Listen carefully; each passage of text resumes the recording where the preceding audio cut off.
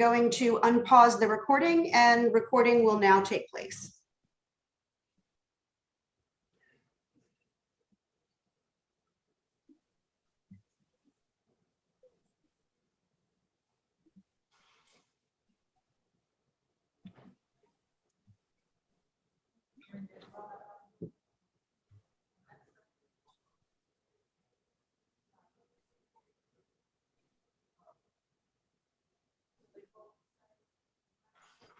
Did any of you watch the space flight yesterday? So as I check off these things and I hit buttons and I prepare for these meetings, I feel a little bit like that. So. You have total control. You could see my setup here where like this is ground control right here. We're glad you're doing it. You're very welcome. Make our life a lot easier. All this administrative work. It's a lot. Thank you. Well, so John much. Coleman, thank you. John Coleman and Maria Sophia played a huge role in that. Yes, thank you, John and Maria, too. Very much appreciate it. Not a problem, Dr. Kate.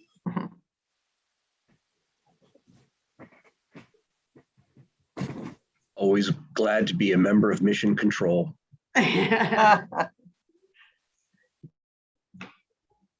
We are Go Flight. We are Go.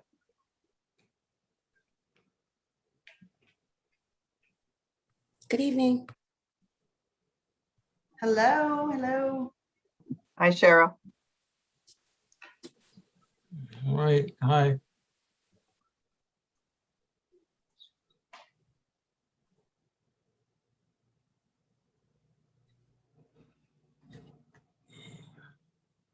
All right, do we have, sure we have, so it looks like we are waiting on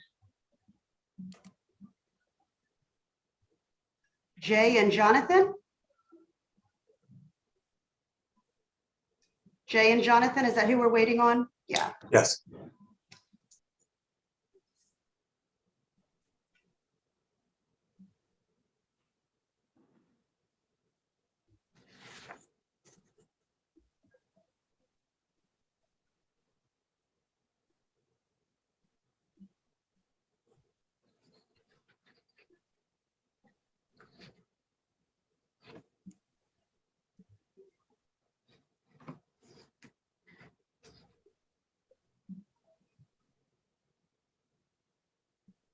I'm going to wait just another minute for them, guys.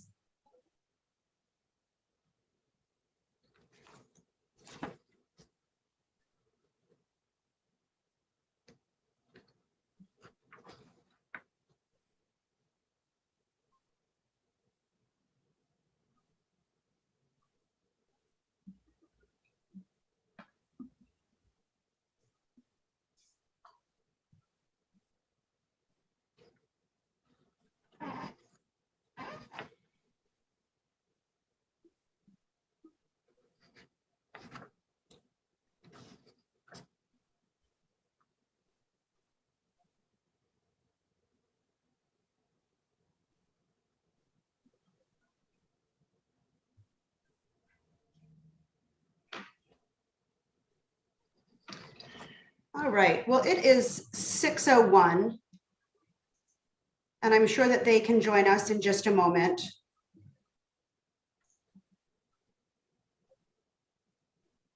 Looks like everything else is good to go. We are recording.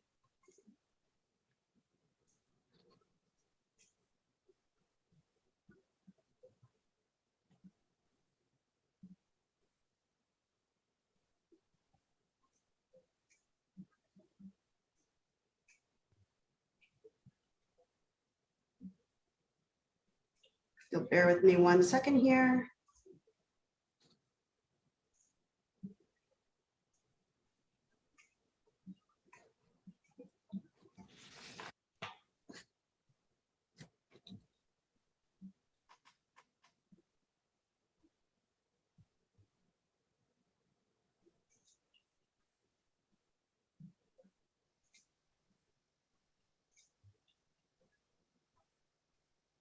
Hold on, guys, one more second here.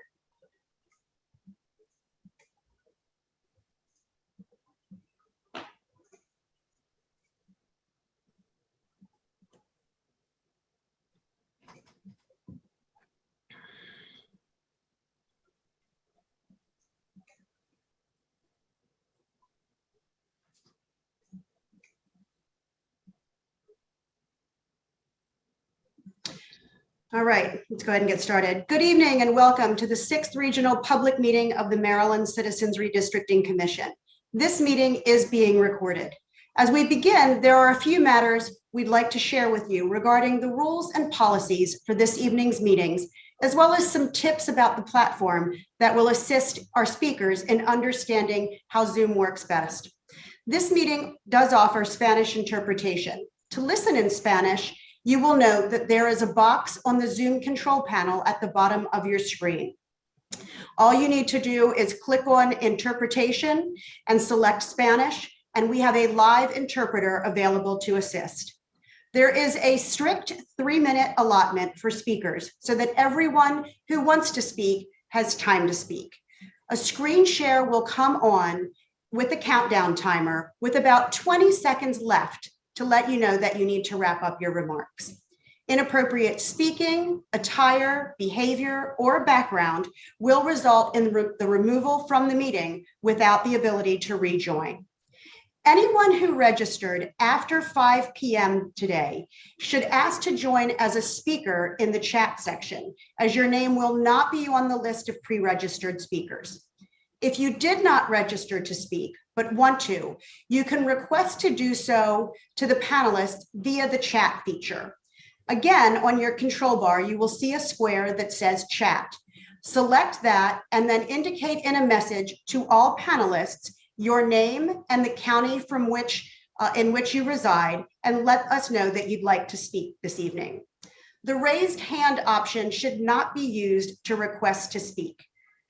Instead, again, please use that chat feature. The raise hand feature will only be used if we are trying to identify someone whose name is incorrectly listed on our attendee panel. Speaking of which, please make sure that your name is listed appropriately when you signed on. And if not, please change your name to reflect the correct name in your attendee box. This is because we have to move each speaker from attendee status to panelist status so that they may speak from the group. At that point in time, people will notice that they have a screen that goes from attendee to panelist, and I'll speak more about that in a bit.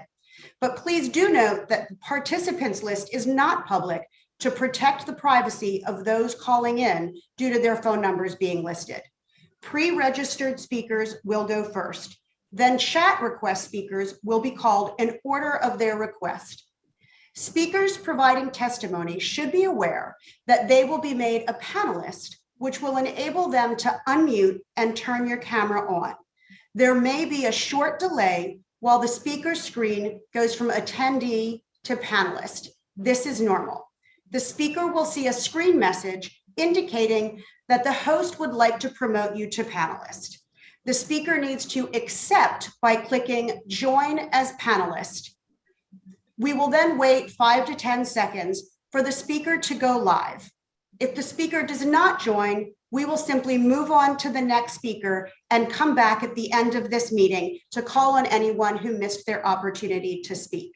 Please remember that when I make you a panelist, that you will need to unmute and also enable your video as well. Once speakers are finished speaking, we must move them back to being an attendee. This may result in the speaker seeing a spinning wheel or a message on their screen indicating that they are rejoining the meeting. This is not anything unusual. You're not being removed from the meeting. It's just the platform moving you from one section to another. We know that this is a lot of information, but want to assist you in understanding how this meeting will operate so it can go as smoothly as possible. With that, I would like to introduce you to the host for this evening's meeting, Judge Alexander Williams, who serves as one of our co-hosts on the Maryland Citizens Redistricting Commission. Judge Williams. Thank you, Kristen, and good evening y buenos tardes, and welcome to all at our 6th regional listening tour. I will tell you, buenos tardes is the extent of my Spanish. That's it. Many thanks to Christian Fleckenstein and her staff for providing the rules and the general support for these listening tours. I am retired Judge Alex Williams, one of the co-chairs of this commission, the Maryland Citizens Redistricting Commission.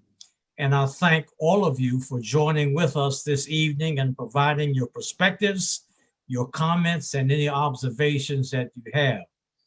Baltimore County is one of our larger jurisdictions, one of the 3 largest, and we are now designated as Region 6.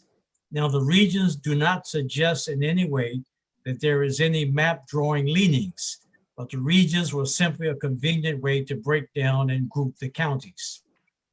Let me pause right now and to introduce formally the members of the Maryland Citizen Redistricting Commission. As I said, I am retired Judge Alex Williams, and I am a resident of Prince George's County, Maryland. Dr. Hetherington, you want to go next? Thank you, Judge. Good evening, everyone. I am Kate Hetherington. I'm president of Howard Community College and a resident of Howard County. Thank you, Judge and Dr. Kate. I'm Walter Olson. I'm a resident of Frederick County, and my day job is with a think tank in Washington, D.C. And I'm a co-chair also. Good evening, everyone. My name is Jay Amin. I'm a mortgage financial analyst as well as a land broker in Ellicott City, and I'm also a resident of Anne Arundel County. Good evening. I'm Cheryl Brooks, a proud elementary school principal for Baltimore County Public Schools, and I live in Baltimore County. Good evening. I'm Mary Clausen. I'm a retired federal employee, and I live in Anne Arundel County. Hi, my name is Kim Cummings. I am currently employed with the Maryland Judiciary at the Circuit Court for Dorchester County, specializing in land records and licensing. I'm a longtime resident of the Eastern Shore, and I reside in Dorchester County.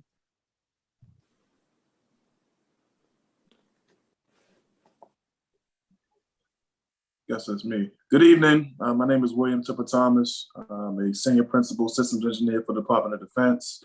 I'm also a grassroots organizer, and I reside in Baltimore City.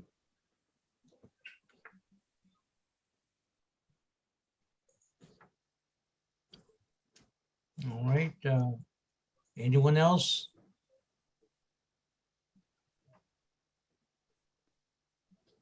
Okay, to the extent that other commissioners would join us, we'll certainly stop and get any introductions there. There are 9 of us. Let me say that the opportunity to speak today is not limited to citizens or residents of Baltimore County. On the contrary, we anticipate and we would be pleased to hear from any citizen of Maryland, regardless of where he or she lives. In fact, in all of the previous 5 regional listening tours, we have heard from citizens from around the state, and we anticipate the same this evening. In the event you did not sign up or get an opportunity to speak this evening, feel free to sign up to speak at any of the remaining 2 regional public meetings. We have one Wednesday, a week from Wednesday in Montgomery County, and then we'll have Prince George's County, which will be held again on the 28th. So the 2 remaining will be the 21st on a Wednesday evening at 6, and the 28th again a Wednesday at 6. These listening public meetings are critically important. Hearing from citizens and their perspectives on redistricting and map drawing is something that we, the commissioners, are very interested in. Quite candidly, in my view, and I've said it before, without the consideration and input of citizens around Maryland who are affected by the new boundary line, the ultimate map submitted will be viewed with suspicion and reservation. And so we want to, and we look forward to your comments, your perspectives, your observations at these regional listening public hearings. And the commissioners in our deliberations will certainly take your comments into considerations. The commissioners will not react or respond to the comments tonight, but will merely listen. One other thing, to further assure transparency, the commission has a website. And you can visit the website at the Maryland Citizen Redistricting Commission which will provide all of the information the commissioners are considering, and will also have the listening and time for future hearings. So the listing and time for future hearings. Okay, that having been said, let's get started. We're now ready to listen. Kristen, please admit the first presenter. I already have, and her name is Linda Dorsey Walker from Baltimore County. Linda, you're now a panelist. Good evening. I'm Linda Dorsey Walker, a resident of Baltimore County who has attended every commission meeting. I am recommending the following as guiding principles for this redistricting cycle. No congressional district should be drawn that does not include a healthy mix of rural, suburban, and urban constituents. That means that instead of skimming across the northern top of Maryland, make Congressional District 1 more compact by including the more urban areas of Havre de Grace, Bel Air, Aberdeen, Edgewood, where younger voters with more diverse backgrounds, lifestyles, and ideas reside. All congressional members should be held accountable to constituents for both their rational and their irrational deeds and statements.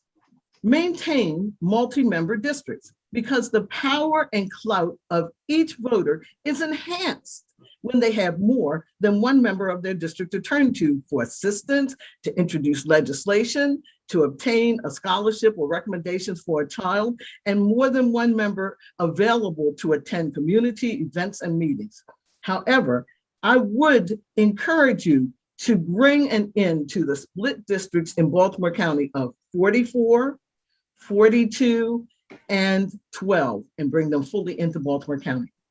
Many speakers have stated single member districts enhance minority electability, while multi-member districts do not. In Baltimore County, where we believe in diversity of thought, we have many people who are from the minority community, like South Asian Delegate Harry Benderi and African-American Delegate Carl Jackson, who currently serve in multi-member, predominantly white districts and represent them well. Progressive thinking female delegates like Kathy Forbes and Michelle Guyton have gained prominence in districts that have historically elected only white males, and both are among some of our most active delegates. Some speakers in this cycle have asked that certain traditions be kept in place. That is coded dog whistle language and, quite frankly, insulting. Everyone knows that the push for single member district now is because from many people's perspectives, minorities have gained too much power and influence in Maryland. Stop using the minority community to accomplish your goals. Many people feel that the governor is trying to single-handedly replace one gerrymandering process for his own. Some say that everyone should have a turn at bat politically. I say that if greater numbers of one party being elected leads to the intentional gridlock and deliberate obstructionism that we see in Congress and some other states, then we don't need it. Maryland is the land of pleasant living. We have achieved one of the highest standards of living, and we need to keep it that way. And it's happened under mostly Democratic leadership.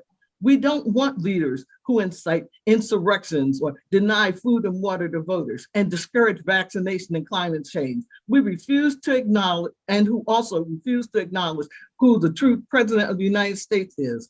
If that's what some call fairness, I say we can wait another 10 years until sanity starts to prevail again.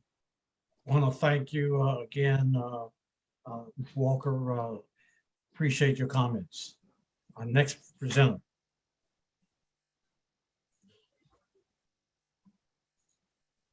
Our next speaker is Cheryl Gottlieb from Baltimore County.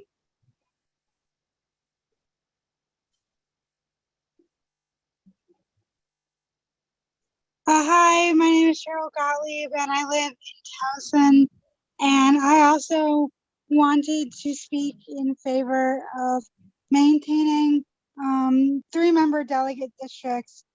There has been data that has been done that districts where the voters are electing 3 people tend to elect more diverse, more representative delegates than the districts that only elect one, delegate.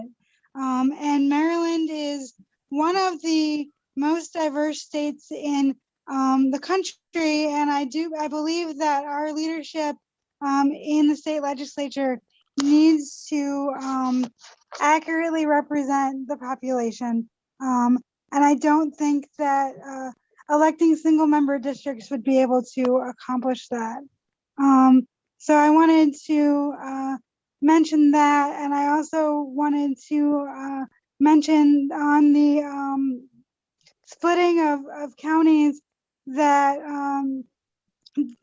the Congressional District 1, as it is right now, is absolutely ludicrous, and it shouldn't be going all the way across to Carroll County. It definitely needs to be more compact. So that's all I have to say. Thank you, Ms. Gottlieb. Thank you so much. All right. Our next speaker is Crystal Francis of Baltimore County. While we're waiting for Ms. Francis, just wanted to let you know there are 3 speakers who are not present as of yet: Vontasha Sims, Richard Elliott, and Carl Jackson. We will come back to them later on. All right. Crystal? Yes, good evening to Chair Williams and members of the commission. Thank you so much for doing this important yet difficult work.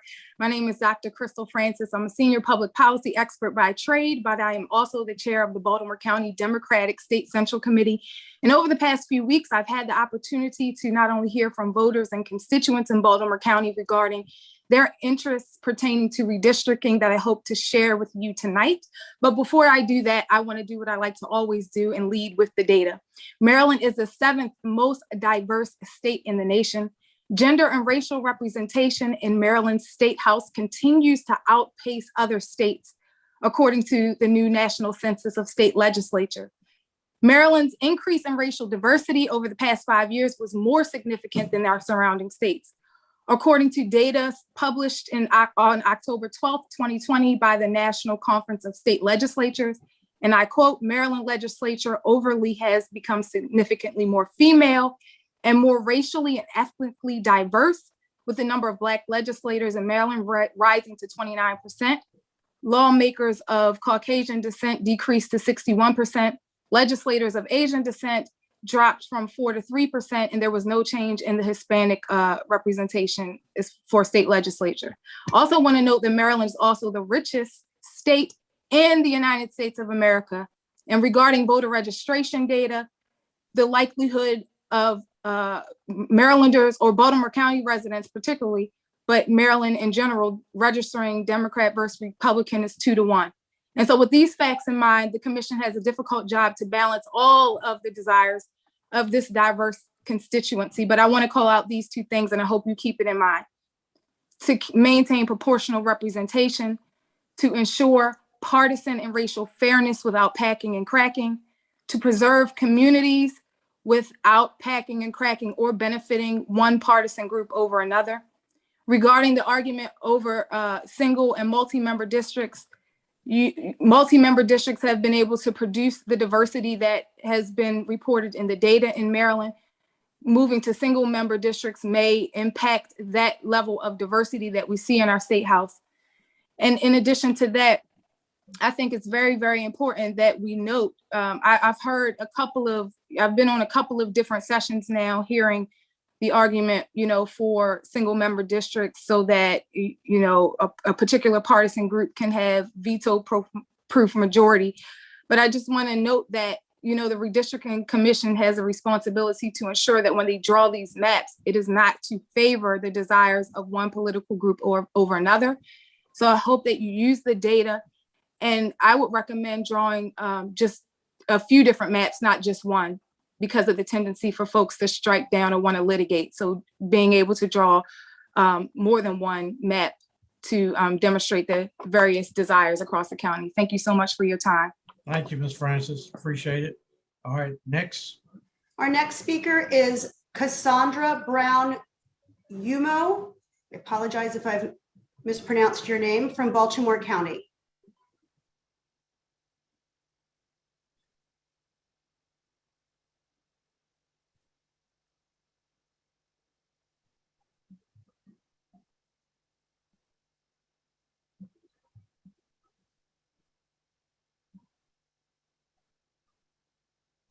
Cassandra, you'll just need to unmute.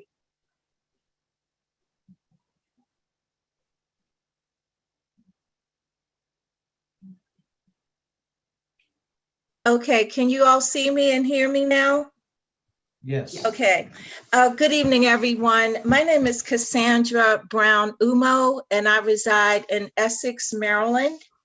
I am just going to give my testimony from a lay perspective. I am interested in the committee examining District 6 and District 7, the council, well, delegate district. We are on the east side of Baltimore County. Just to make a correction, it was mentioned about Mr. Carl W. Jackson and another representative, and it's really zip code 21206. That population of African Americans is about 68%. And I think the comment was made that it's majority white. But based on some data that I'm working on, that's the information that I have. District 6 and 7, it was discovered back in 2010 that the district line was drawn on Hopewell Avenue. Hopewell Avenue is a predominantly historic African-American community. I know personally because my dad owned a home on Hopewell Avenue. So on the left side, if you lived on the right side of Hopewell, that was part of District 6. And then if you lived on the left side, split right down the middle, you ended up in District 7, which went all the way up into Harford County. I also have been a long-term substitute teacher. I have taught in many of the schools in Baltimore County on the east side. The student population alone shows that there's a demographic shift of in the population.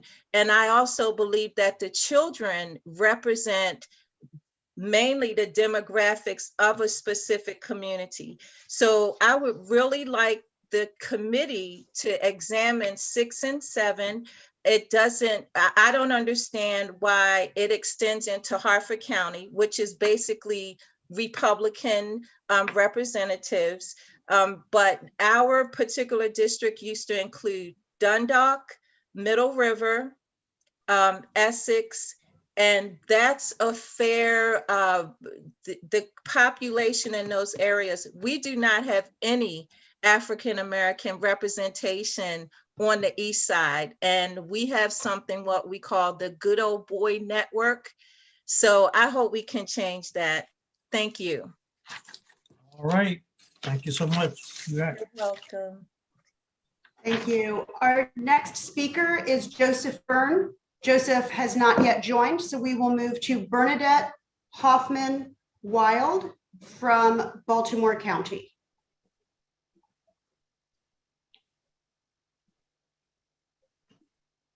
Bernadette, you'll just need to unmute, and if you'd like to be on screen, enable your video.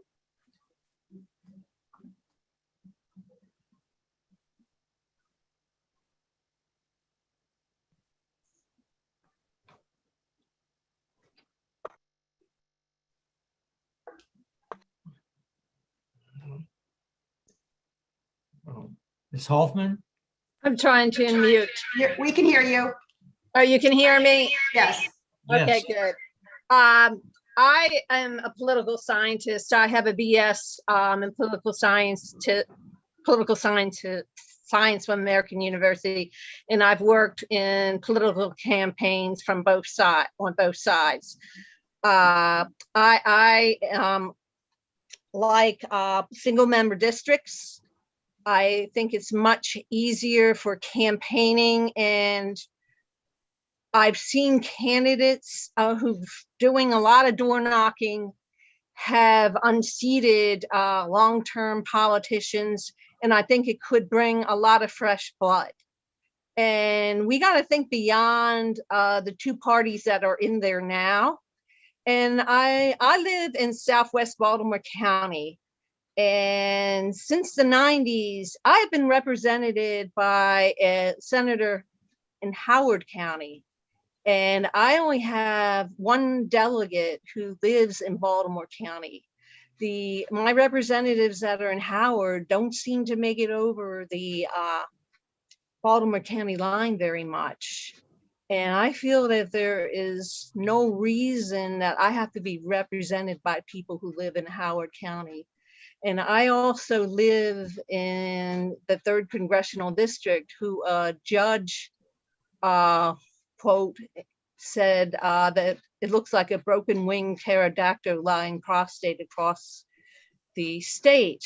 And so we have some of the craziest congressional districts.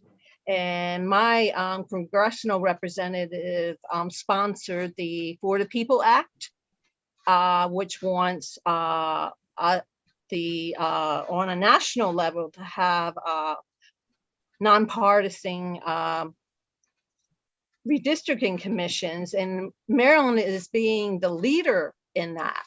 And I thank everyone for their service doing this. And I thank Governor Hogan for leading the way.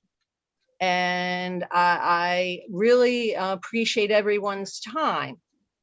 And I hope that the legislature goes with your map, so they are doing their own thing. And I intend to testify with them as well.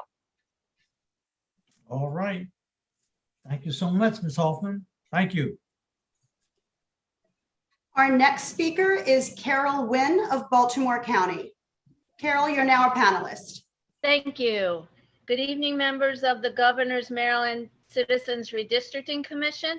My name is Carol Nguyen. I am co-vice president of the Baltimore County League of Women Voters and a resident of the 7th Congressional District, the 11th Maryland Legislative District, and the 3rd Baltimore Councilmanic District.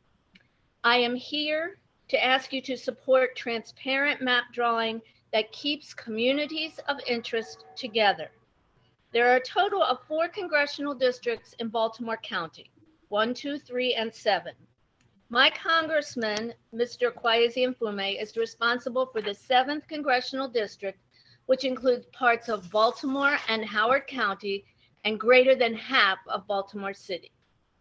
Howard and Baltimore counties are the 2nd and 3rd largest counties in Maryland. Where does that leave the congressman's priorities in the 7th Congressional District? Does he know the issues that impact my home or my community where my grandkids go to school? Baltimore City has a poverty rate of 23%. Baltimore County has a poverty rate of 8.9%, and Howard County has a poverty rate of 5%. Very different communities with very different needs.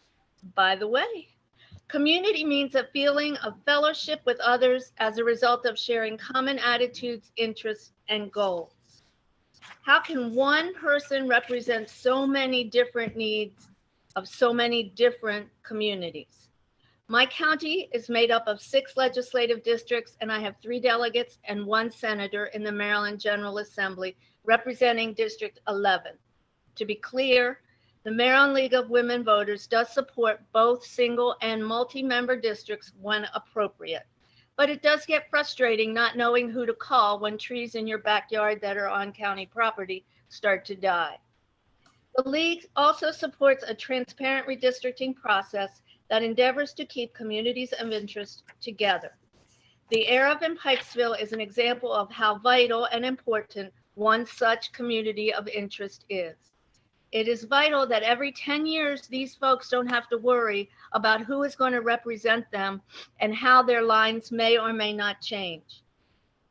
People must come together to work across district lines or within district lines and have intention and a clear vision of what the community that they were elected to serve requires. Again, I am asking you to consider that the process of drawing maps be transparent and keeps those communities of interest in their entirety. Thank you for your time and thank you for listening. Thank you, Ms. Nguyen. Appreciate it. Our next speaker is Delegate Cathy Szeliga of Baltimore County. Can you hear me? Yes, we can. Delegate. Oh, we certainly great. can. Thank you. All right. Well, first of all, how wonderful this is working on Zoom. I must congratulate you for all your hard work and technology and how you've got this working. My name is Delegate Cathy Szeliga. I appreciate this opportunity to speak with you and to go on the record for redistricting. As you know, Maryland's congressional redistricting is notorious, and notorious not in a good way. You know, you've heard other speakers say the broken winged dinosaur. We've heard ink spot. We've heard crazy quilt.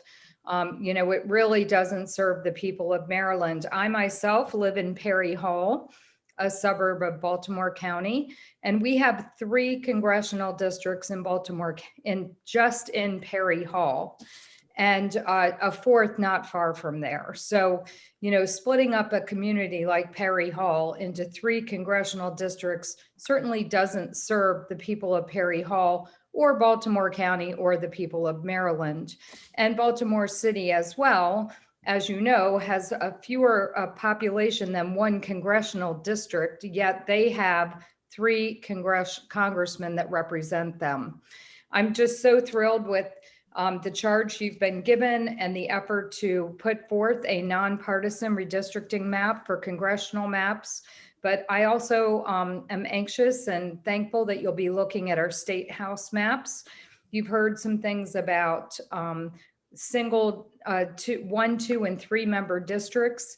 I have gone on the record in writing and here today publicly to advocate for single member districts.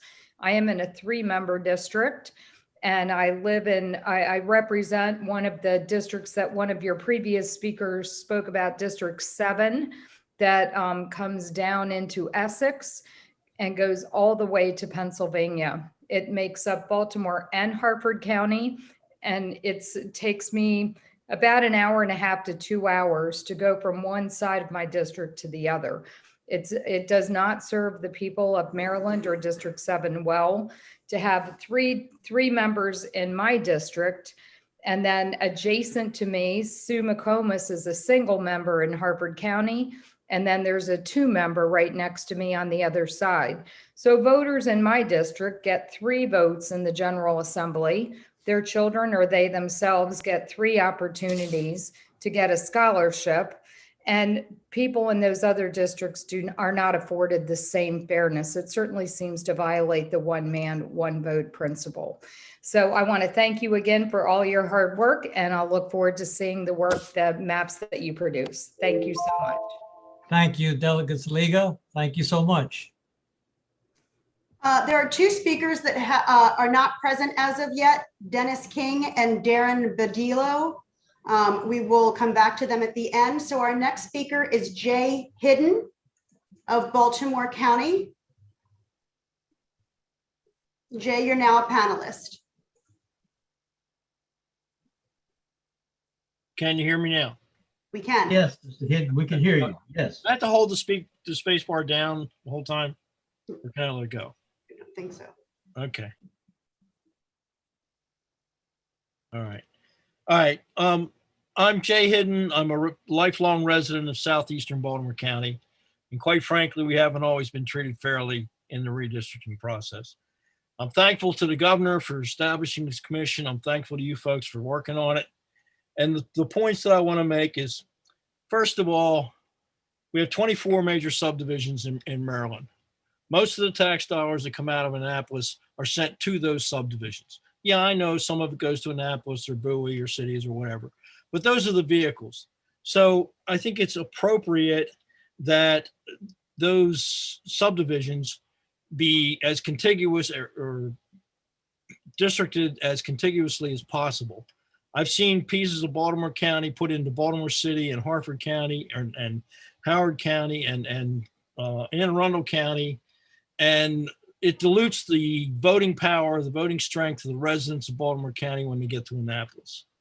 The second thing is district splitting. Like I just mentioned, all these districts that get shoved across different lines. I think that if you're going to split any districts between 2 subdivisions, you should only do it once between the 2.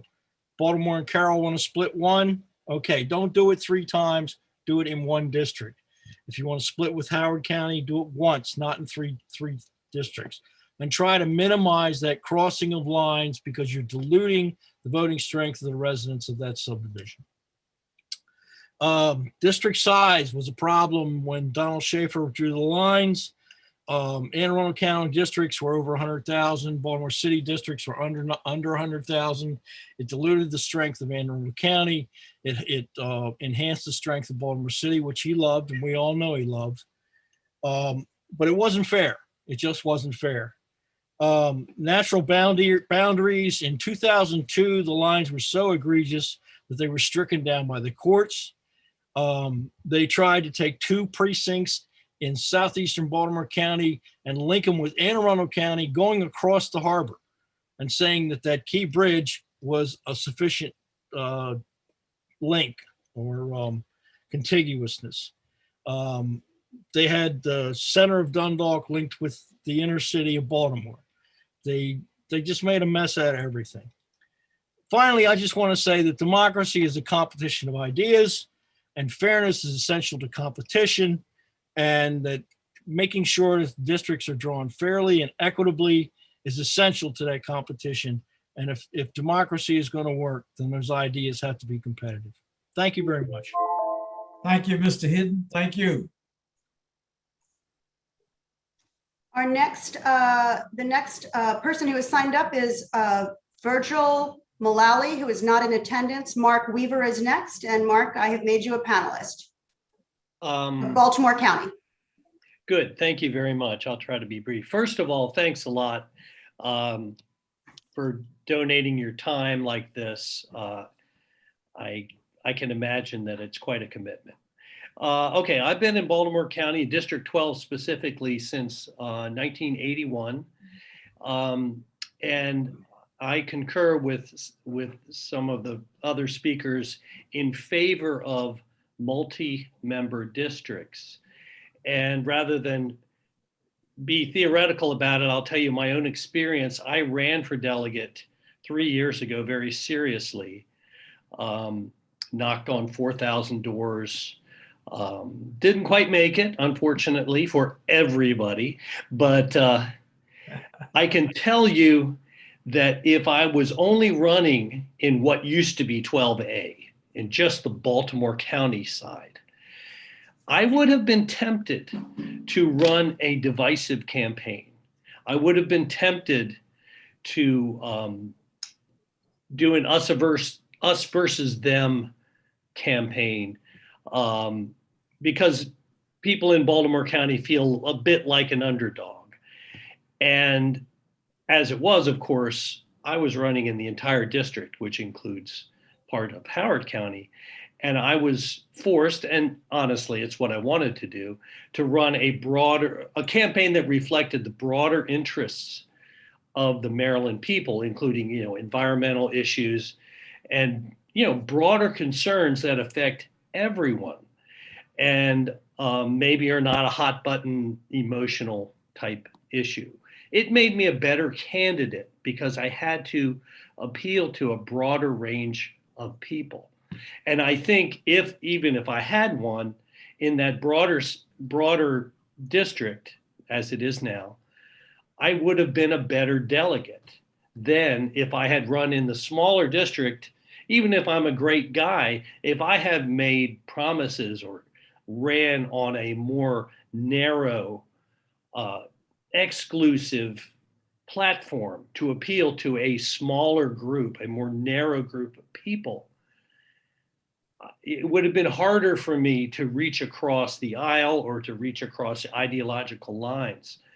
So I think the multi-member districts promote a better process of legislating. And that's my point. Thank you very much. All right. Thank you, Mr. Weaver. All right. Our next speaker is Rachel Barron of Baltimore County.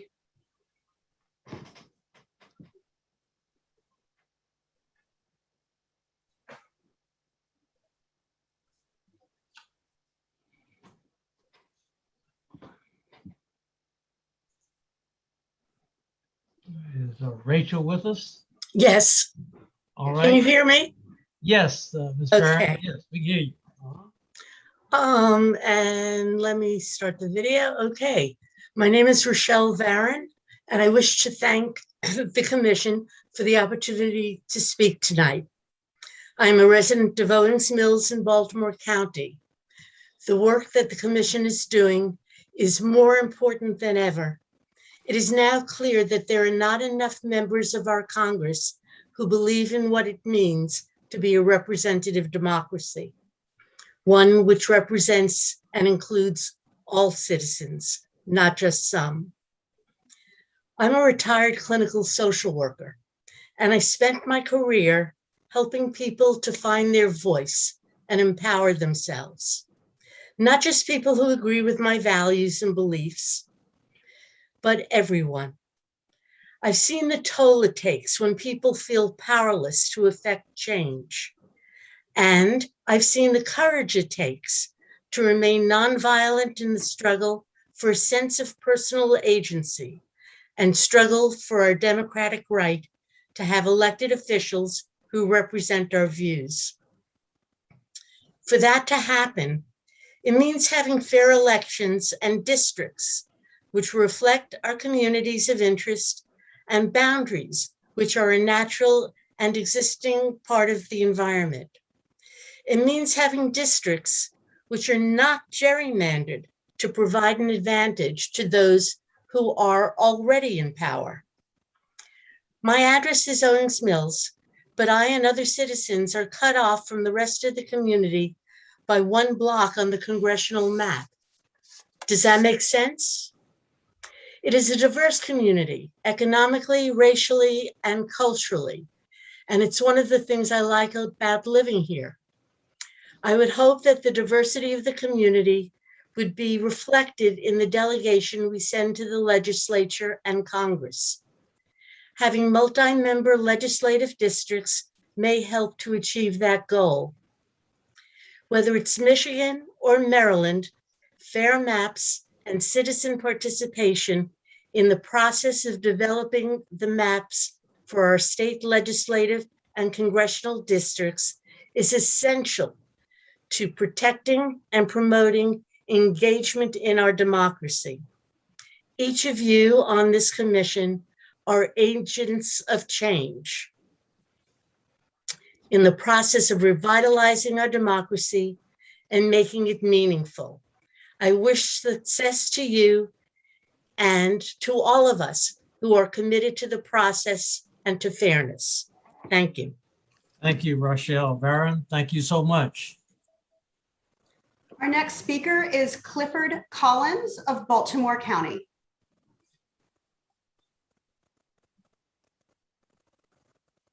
Can you hear me? Yes, we can. Okay. Good evening, members of the Maryland Redistricting Commission. I am Clifford Collins, Second Vice President and Political Action Chair for the Baltimore County NAACP. Our branch is committed to the advancement and protection of African American and other minority voting rights, which includes political redistricting in Baltimore County. In keeping with this commitment, we intend to ensure that this commission will create congressional and state legislative districts that enfranchise, not disenfranchise, African American and other minority voters in Baltimore County. For example, we question Governor Hogan's motive for requiring the commission to look at creating single-member legislative districts. There is a great deal of evidence that suggests women, racial, ethnic, religious, and other minorities are much better represented in multi-member districts. Could creation of single-member districts become another form of gerrymandering in disguise? This commission may not be immune to political motives. According to one study, and I quote, independent commissions may not be as politically neutral as theorized, end of quote. Today, the NAACP Virtual National Convention hosted a redistricting discussion on redistricting and training. Panels of redistricting experts discussed several topics, all designed to prepare our branches for participation in the redistricting process. The Baltimore County NAACP and branches throughout Maryland will be monitoring the redistricting process in an effort to ensure compliance with the U.S. Constitution and federal voting rights laws. I want to thank the commission for allowing me to speak to you this evening. Thank you, Mr. Collins. Appreciate your comments. Our next speaker is I. William Zartman of Montgomery County.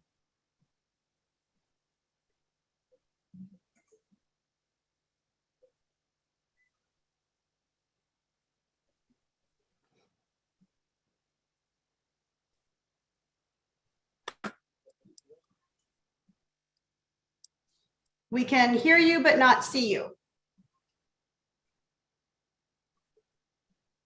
If it is I who've called on, I'm happy to know about that.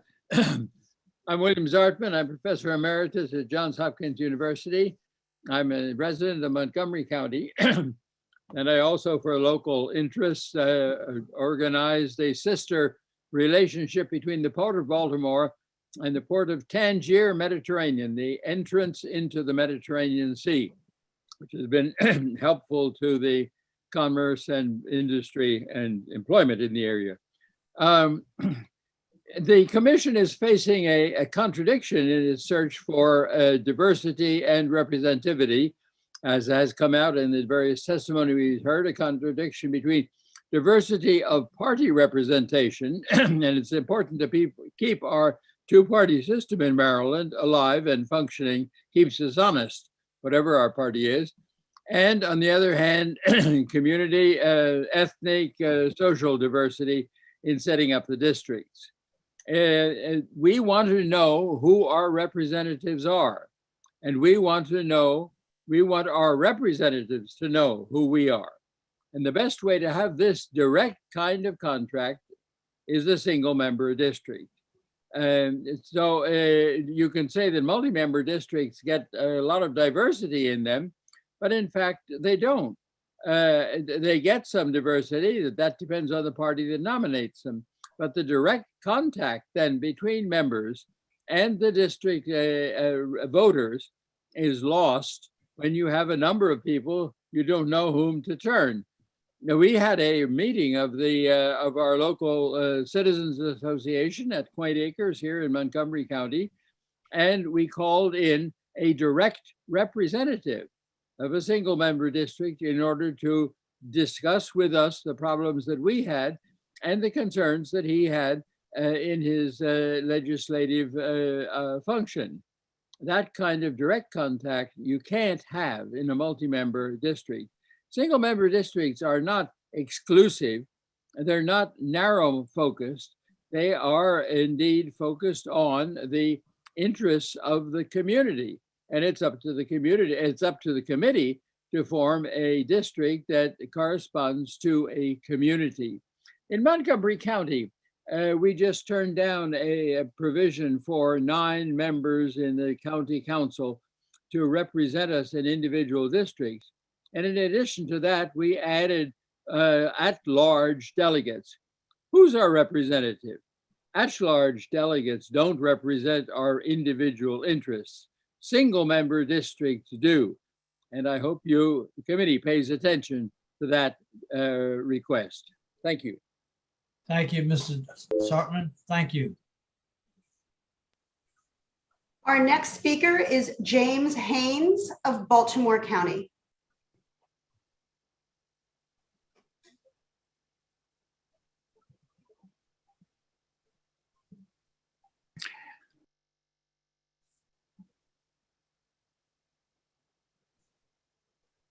You'll just need to unmute, Mr. Haynes.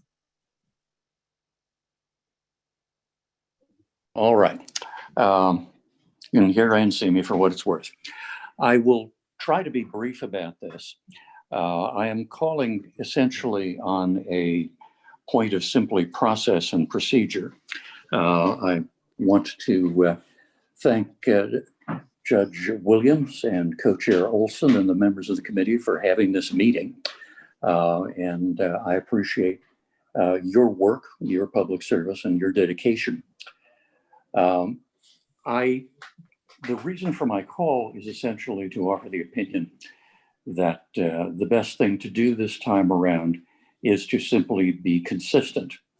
Here in Baltimore County, We suffer from having single member districts, and then the rest of the district gets only 2 votes for the House of Delegates, as well as districts which have 3 votes. And I was looking just to try to offer you an example. And the single zip code for Towson, Maryland, the one that everyone uses, 21204. Not terribly large, it's a few square miles, but there are some residents in zip code 21204 who get to vote for 3 delegates. That is to say, they own 3 votes in order to affect the affairs of the House of Delegates. There are also some members, some residents of zip code 21204 who only have 2 votes for the House of Delegates. And then there are other residents who have only 1 vote for the House of Delegates. I think this verges on being unconstitutional, although doing a little research, I don't believe that any court has ever precisely addressed it.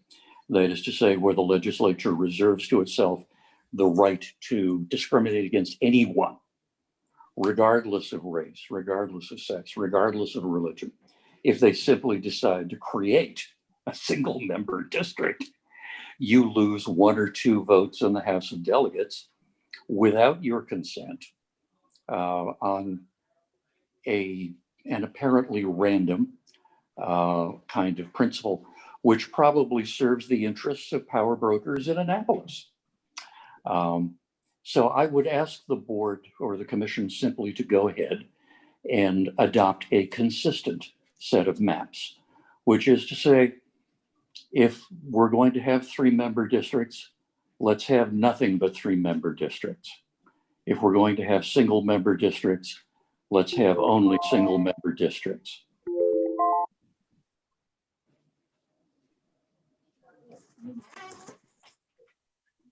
All right, Mr. Hayes, thank you, sir. Appreciate it. Our next speaker has been able to join Richard Elliott. Richard Elliott, you are now a panelist.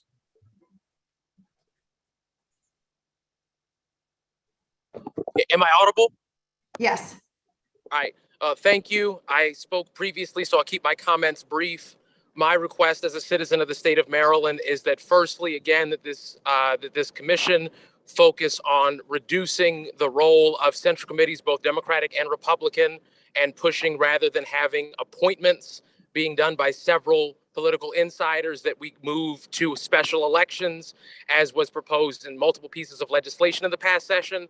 Secondly, that traditional boundaries be used to demarcate the lines. For example, in District 44, which currently is within the city, if that were to be moved to the county, having organic lines that are very understandable for residents. I think, for example, stretching between Frederick Road and Liberty Road, or in Southeast Baltimore County, separating at the Pulaski Highway, I believe it is, would make it much easier to set the districts.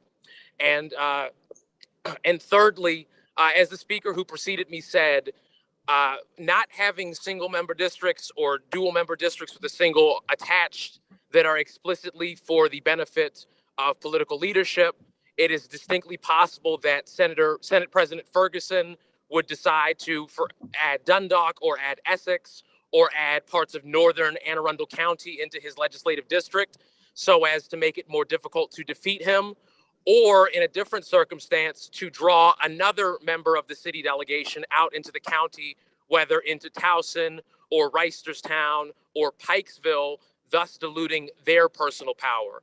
If we are going to do maps, they should be drawn for the citizens and not simply for the state leadership.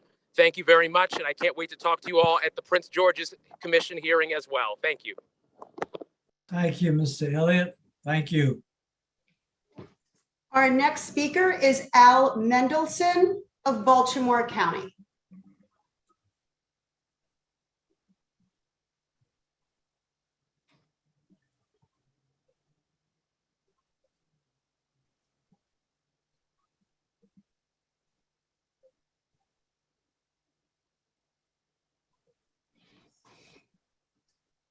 Can you hear me?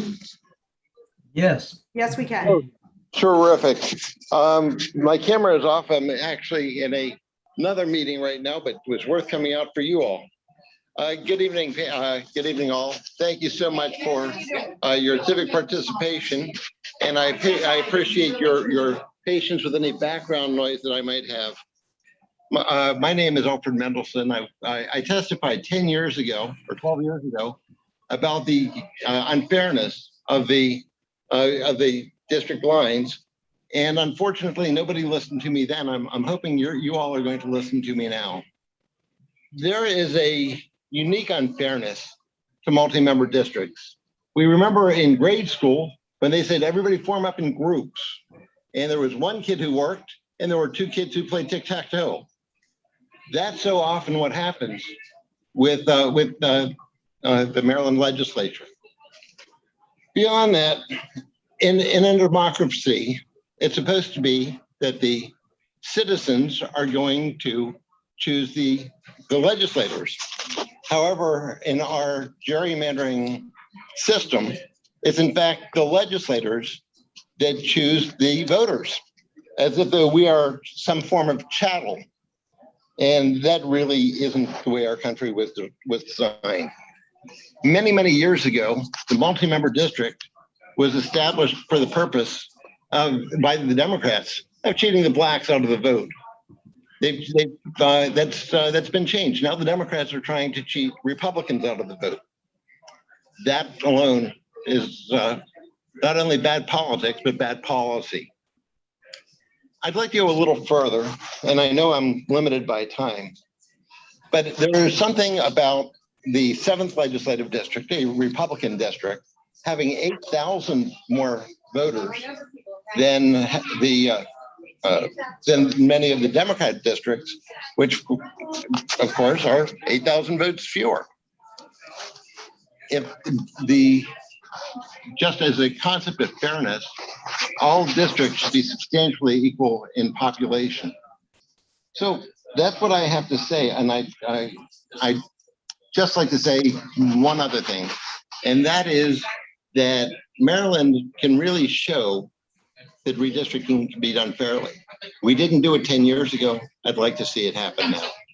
Again, thank you all. My name is Alfred Mendelson. I'm the Vice Chairman of the Maryland Republican Party and the former chairman of the Baltimore County Republican Party. I live in Reisterstown.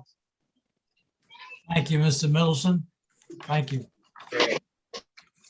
Our next speaker is Betty Tucker Saab, but she requested to speak in the chat section, but it doesn't appear that she's with us any longer. So I'm going to move on to the next person, who is our last speaker, unless Betty Tucker Saab rejoins us, and that is William Hellman. And William, you have been promoted to a panelist.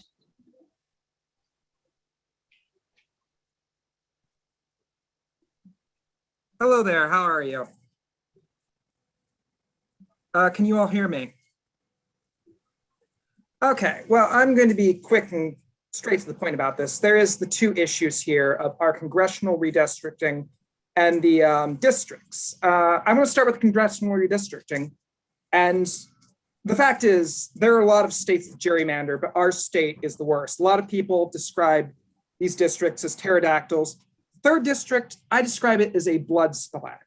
I mean, first off, it does, forensically speaking, look like blood spatter, but it's a good metaphor too for how it is essentially meant to kill off any sense of democracy in this state. We have a state with 6 million, a population of 6 million people, but less than half of them go out to vote because they figure the Democrats going to win anyway because we've gerrymandered things so terribly. In 2012, our governor at the time, Martin O'Malley, outright admitted that the considerations for redistricting, especially in Western Maryland in the 6th district, was simply to take a seat away from the political opposition. In this redistricting, we need to redistrict not based on race or political affiliation or any of that. It needs to simply be governed by both geographic and municipal boundaries. No more districts that stretch from Montgomery County all the way up to Baltimore City or all of that. They need to be compact, concise, and just represent people and not a political interest. Which brings me to this concept of 3-member districts versus 1-member district. I actually didn't know that some of our state house's legislative districts were 1 member and others had 3, but we should be going to a single member system. Again, it's about having a compact district that represents people, not political interests. There is no diversity in our house right now, honestly. There is no diversity of thought, and that is what matters, is that we have diversity of thought in our state house. Because otherwise, this is the situation you get. You have rampant gerrymandering, which I would consider quite criminal for that matter, the way it's done. If you want to look at one-party leadership, you can look at the city of Baltimore, where I am from. We've had nobody on the Republican Party in the city council since the 1930s, and our city is a disaster because one party is allowed to run it. They're allowed to do whatever they want, and there's nobody to question them. There isn't even a veto-proof majority. They just have an entire majority. So what I'm saying is single-member districts, a great idea to improve the diversity of thought in our state house, but most importantly, in our congressional redistricting, it needs to be about making fair districts, not districts that benefit one party.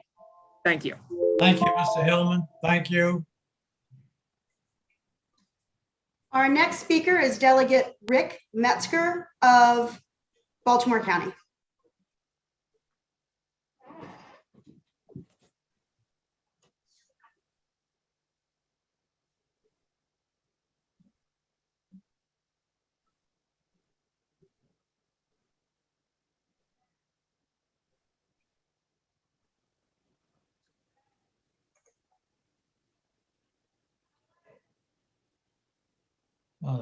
Delegate, are you on? Yes, Delegate Metzger here.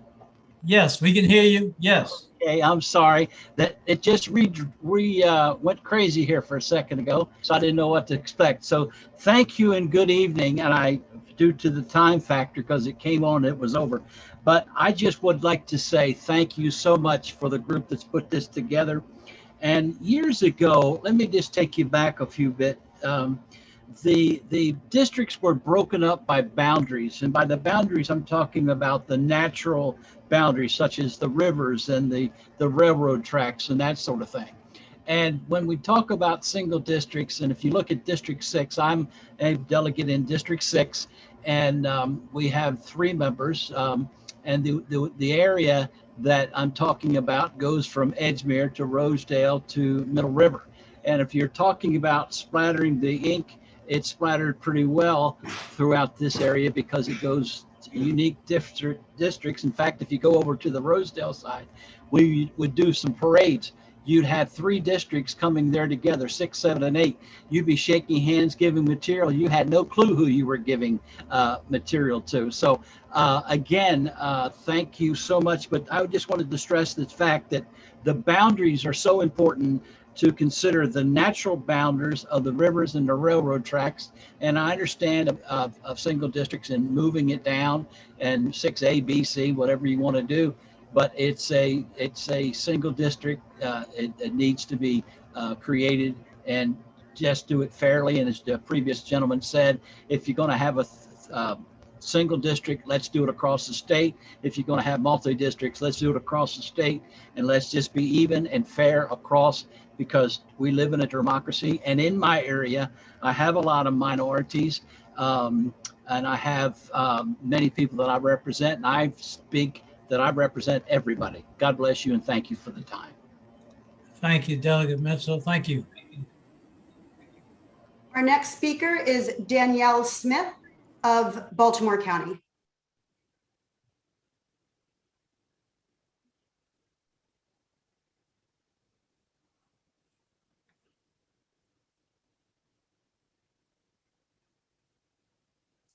Danielle, you'll need to unmute.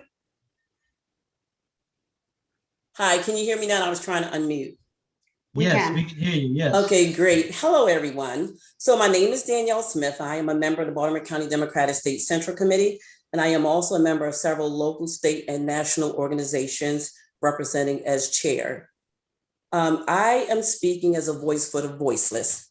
There are so many people who cannot come on here to say what they have to say. One thing I wanted to say that gerrymandering and redistricting has hurt the minority community. The district should reflect the residents. Diversity and generational selection is important. We must include input from our millennials, our Gen Zers, and our Generation X. We can all benefit from our now and not just our future leaders, which are our young people. And a more seasoned leadership can benefit from sharing their knowledge and have the legacy of their hard work set the foundation of flourish for generations to come. Maintaining our current status of legislators of 3 is imperative. There's also more accessibility for our communities as well. So someone mentioned that it isn't, but so many people like that they are accessible to more and they look for more representation. Baltimore County has over 830,000, somewhere around 840,000 residents. Underrepresentation is evident, especially in the Black and Brown communities. The inequality and the inequity is evident. Our schools on a scale of 1 to 10 is ridiculously low. It messes with the value of our homes, which depreciates the value of our homes. Adequate shopping centers with businesses that also reflect the median income of our communities is needed. We shouldn't be forced to spend our taxpayer dollars in another community that will benefit from our communities doing that. While Walmart is a nice place for certain items, we don't want to go purchase our nice clothing and furniture from Walmart. And our county council is also representative. Suppose someone runs for office and they don't run. Right now, we only have 1 representative. There is no reason why in 2021, we still have the first of any type of minority, especially since our votes are very vital. We need to see promises that are made during elections come to fruition. We need to see that the boards and the committees and the offices that make decisions need to be more inclusive of their Black and Brown residents who come out and vote for them, who are affected by these policies and the legislation. While we appreciate all that you do, no one can speak or represent a community better than the individuals who look like and understand their long-term issues and concerns and needs. We don't need anyone who is self-serving, and we need advocates and our voices that truly represent our communities. Lastly, someone said something about the Central Committee. So right there, they are trying to silence the voices of the community members. And so we don't need that as well. So thank you for this opportunity to speak. And thank you for everything that you do. Thank you, Ms. Smith. Thank you. Our next speaker is Justin Gallardo of Baltimore County. And it looks like Virgil Mullally of Baltimore County has been able to join us. We will come back to him. In the meantime, we will, Justin, you are now a panelist.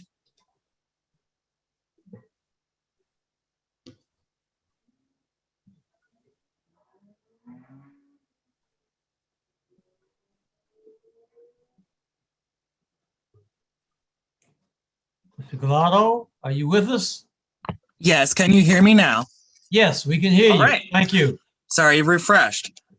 First, I want to say that Congress serves the people, same with the state legislature.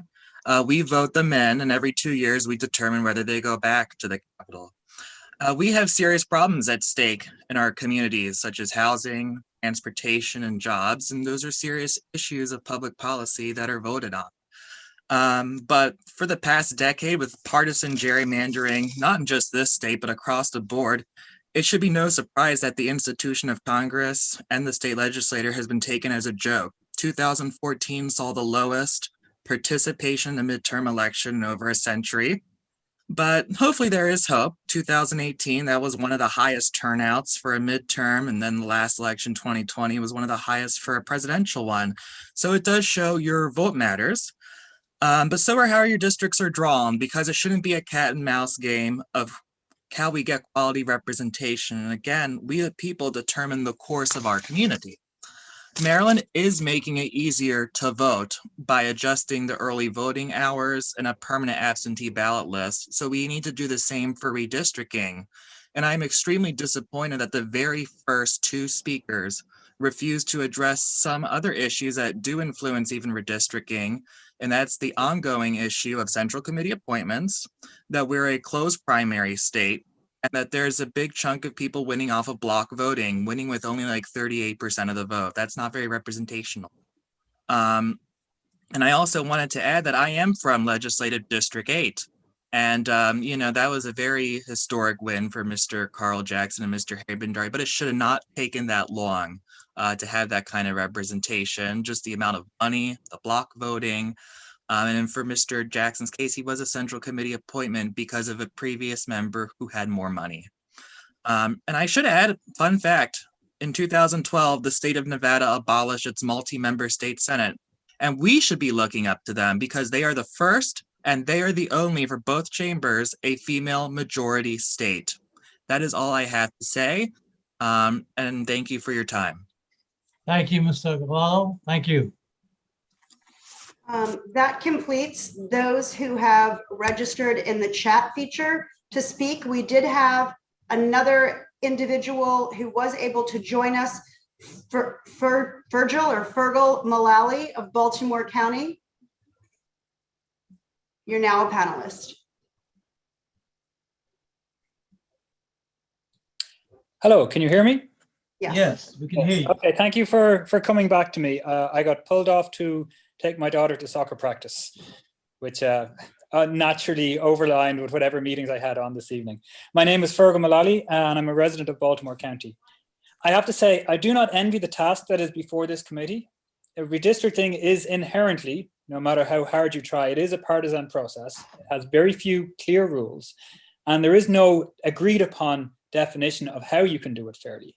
We can all look at a map and see that it's been drawn in a way that is unfair, but it's very difficult to get a large number of people together to agree on what a fair map would look like. For example, most people would like to be in a district that is represented by a politician that they agree with ideologically. This would argue for districts where candidates are elected with strong majorities.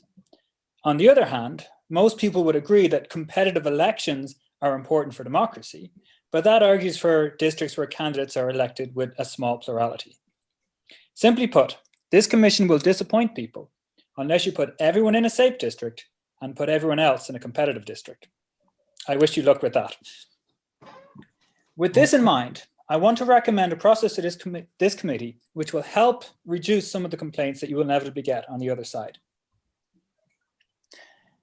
In addition to a map, this committee should produce a quantitative numerical method of choosing the map that you eventually decide upon.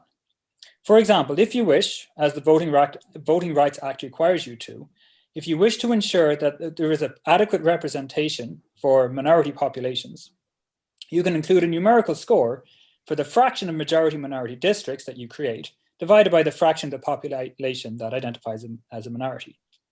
If you wish to minimize the number of times identifiable communities have been split between districts, you could create a metric that measures how good your jobs do at achieving this goal.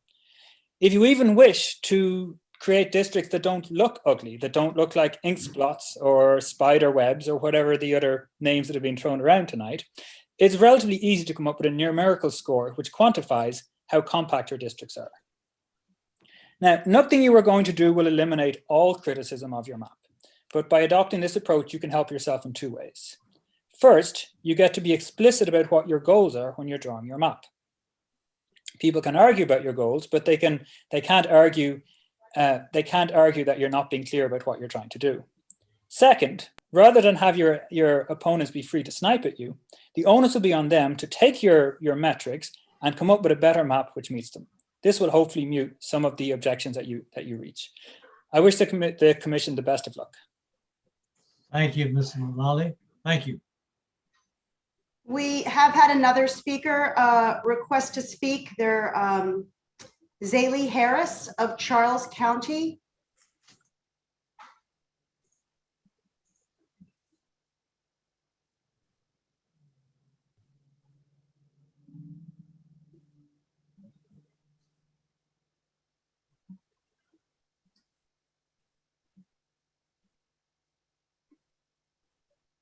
Mr. Harris, are you with us? Hello. Oh, Ms. Harris, yes. Ms. Zaley Harris, yes. Well, first of all, I would like to make it clear, Judge Williams, can anybody speak at any one of the meetings that live in any county? Yes. Okay, I just want to make that clear. So the young lady wouldn't allow me to speak because I was from Charles County. Boy, next week is going to be a hot meeting. My name, of course, is Zaley Harris. I live in Charles County. I am secretary of the Charles County Republican Central Committee, and I am Black. So I am making sure that Linda Dorsey, Mr. Collins from NAACP, and others who supported that, we do oppose it in Charles County, multi-district representation. First of all, it requires gerrymandering to work. I lived in Prince George's County for over 40 years. I lived with a single senator, a single congressional district, and I had single member districts in the county. The politics are the very reason that we need to do away with multi-member political districts. And that is because Prince George's County's Senate President, Senator Mike Miller, moved into Calvert County, but he wanted to continue to represent people in Prince George's County. So he split the districts and made the state have to have more single member districts in order to make his district the biggest and most powerful district in the state. So I want to say that the liberals are looking to democratize and make the state more democratic. The single member districts not only follow the law, the US law, because the states should be contiguous by neighborhood and boundaries, contiguous boundaries where possible. I didn't get on tonight to have this meeting turn into a political bashing, but I want to make everything fair. Ms. Dorsey spoke highly in favor of her liberal leaders because that's who they want to run this state. We need fair, contiguous leadership in both representation in both political parties. I thank you very much for allowing me to come on. And yes, I will be in for the next 2 meetings because I believe there are going to be some rabbits pulled out of the hats to make sure that more people speak. It is true, not enough Black people are speaking, but I guarantee you, once educated, those that know will in fact know the difference of single member districts. Thank you. Thank You're you. welcome. And Ms. Harris, just to clarify, when we were asking what county you're from in the chat box, it wasn't because you were from we just needed to know your county, because that is something that we ask people who have registered to speak in the chat box to provide so that we can indicate what county you're from. You are right, it does not matter what county you're from, you can speak at any meeting, but just to provide clarification, it was not because you had spoken before, it was just that we wanted to say what county you're from. And we didn't have you on the pre-registered list of speakers this evening, but thank you. And with that, I do not have anyone else who has joined. I don't believe so. Maria, can you confirm that? Yeah, I just checked. I am not seeing anyone. There's a couple of hand raised, but if they would like to speak, we need them to let us know where they're from in the chat box so we can add them.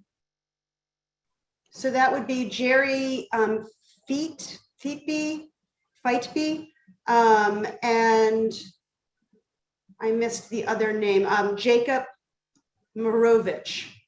If either of you would like to speak, please in the chat box indicate that and indicate what county you live in. We do have a request from Nia Duggins of Baltimore County to speak. Nia, you are now a panelist.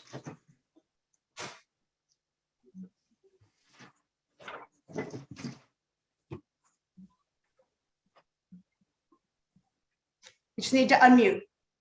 Okay, can you hear me?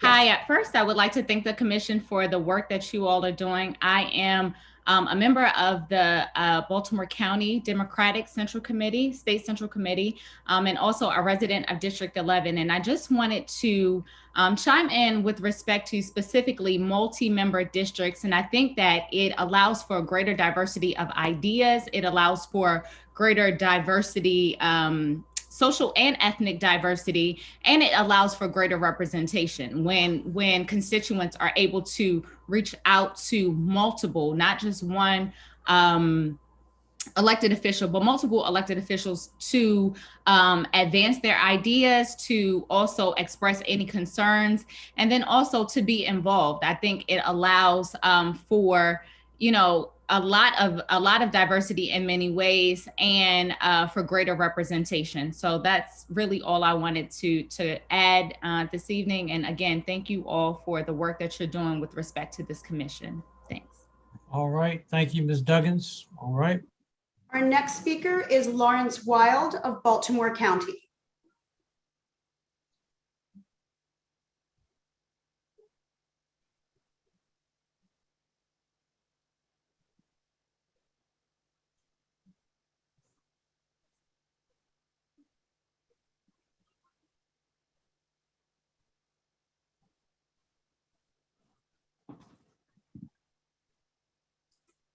Lawrence, you'll need to unmute.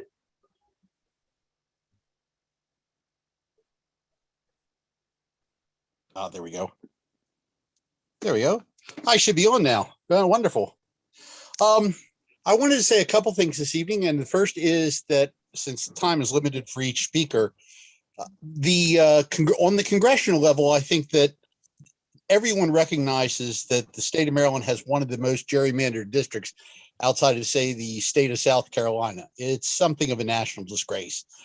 And it's time for us to end that practice and recognize such concepts as compactness and commonality of interest within communities to ensure that a congressional leader is able to represent one district and with a common set of interests. The representative, for example, of the center of Baltimore is going to be more interested in industrial and development of the Port of Baltimore than, say, someone on the Eastern Shore who would be more interested in the agricultural interests of that particular region, just as someone from Southern Maryland would be more interested perhaps in the development of the metro area transit system around the DC area or traffic issues in that area, and more interested in getting funds from the federal government for the development of the roads and mass transit within that region. I think that kind of goes without saying, and I think most people would recognize that. On this level of the legislative districts, I would say that I am a strong advocate of the idea of single member districts. Single member districts allow me to have one person who positively represents my community and the local interests. I will give you an example of an area where that worked very well. Because I have a single member district at present, the member was able to go in and get the local transit station, the local MARC rail station, upgraded in our area, which has helped to relieve traffic congestion along Route 1 and has given us an absolutely beautiful train station now, as opposed to the absolute, well, disaster area that was previously.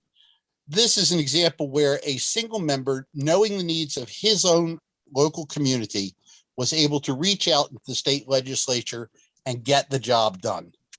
When a single member represents a district, then that district has one person that represents their local concerns. When you have multi-member districts, for example, I'm put together here in District 12 with Baltimore, with Howard County. Howard Countyans can jam all 3 seats, and Baltimore County gets no representation if you go to multi-member districts. I do, however, agree with those who say that if we're going to do it all one way or all the other.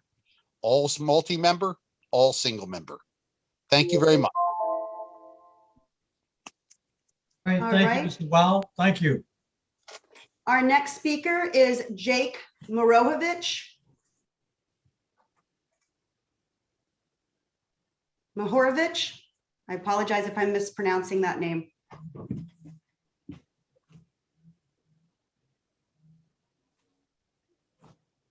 Jake, you'll just need to unmute.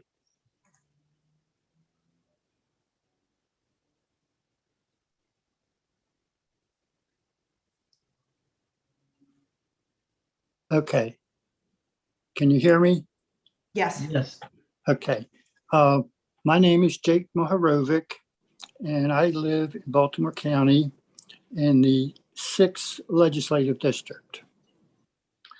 Early on in this presentation, a lady from Essex was talking about the possibility of having more minority representation within District 6. District 6 has 6 different zip codes. And living in this district, the zip code 21221, which is predominantly Essex and maybe touches a little bit of Middle River, has a fairly substantial number of citizens, minority citizens. So I would like to suggest to the commission, if the commission is going to do a single member district, take a look at District 6, Legislative District 6, and see how many people live in zip code 21221 to see if they have enough residents to make it a single member district. If they do come up short, this Legislative District 7, I think has 8,000 extra citizens. And part of that district joins right next to District 6. So it would be wise to take a look at, if you need a few more citizens, to look at the Hawthorne community. And I think that could drive your number up to what a single member district would be needed. And then my last thought is, we have another zip code, 21237. It's known as Chesapeake Park.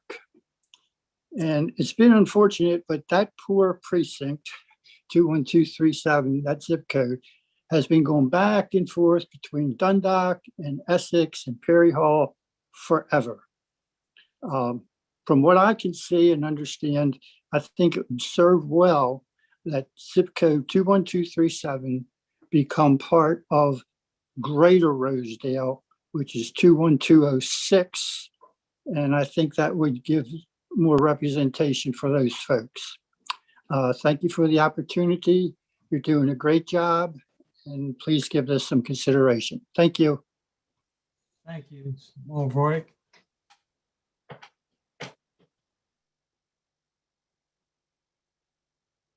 Kristen, you're on mute.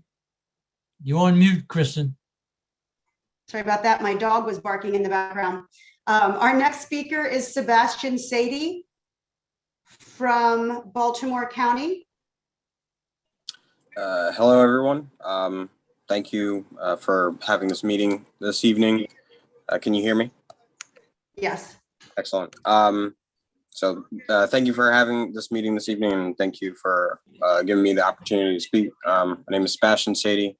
I wear many hats on different days, but I guess today I'm just a humble Baltimore County citizen and also the president of the Baltimore County Young Democrats. Keep my remarks short and sweet. I want to express my favor of multi-member districts. It's pretty clear that multiple member districts allow for racial, socioeconomic, and generational diversity and representation. And as a young person and a leader of young persons, I can tell you that young people are frustrated, deeply frustrated with the system. And that spans many different areas of government, but specifically to redistricting. Young people are frustrated that the maps as they are do not make sense. And so over time, as people feel that the system doesn't represent their interests, represent them, they disengage. And, if we recognize that young people are the future of the party, the future of the state, and future constituents, future taxpayers, demystifying the process and drawing maps that make sense and that seem fair and that are fair and equitable, I think will go a long way to keeping people engaged and participating in our form of government.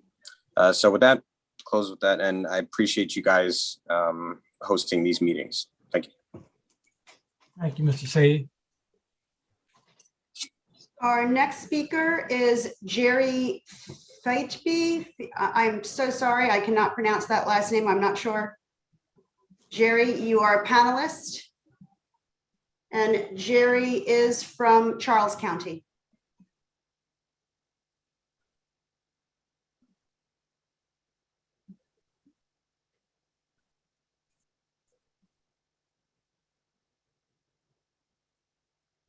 Do you hear me? Yes, we can. Oh, thank you. It is not true, the multi-member rationale that the Democrats give. Reason for the multi-member districts that the Democrats give is absolutely a lie. I would gladly debate the respective speakers of this position. I agree with Mrs. Zaley Harris's position. Diversity and race should not be the primary criteria of a candidate or redistricting. Fair and contiguous districts. The most qualified candidate should be the criteria for a candidate. A candidate who believes in liberty and freedom and justice for all. Believes American citizens first, not illegal aliens, jobs for all, low taxes, and only assisting people in need, not people capable of working. Funding for the police would benefit in single member districts. Benefits of smaller compact districts. Fundamental fairness dictates smaller compact single delegate districts. Single delegate districts are the most reliable method to ensure that all voters have an equal vote in electing a delegate to represent them in the General Assembly. Small single delegate districts allow a delegate to get to know constituents and the community's needs by living side by side with the people they represent. The intimate knowledge that a delegate has of their own surroundings matters because that knowledge is the basis for their decisions. That is not possible in these large districts. A delegate can be more responsive to issues of all constituents when fewer constituents are living in a smaller geographical area. Creating smaller districts will provide some intimacy to the relationship between voters and their delegates, whom they can hold accountable. A smaller, compact district with fewer constituents will encourage a healthy competition of candidates representing diverse interests in the community.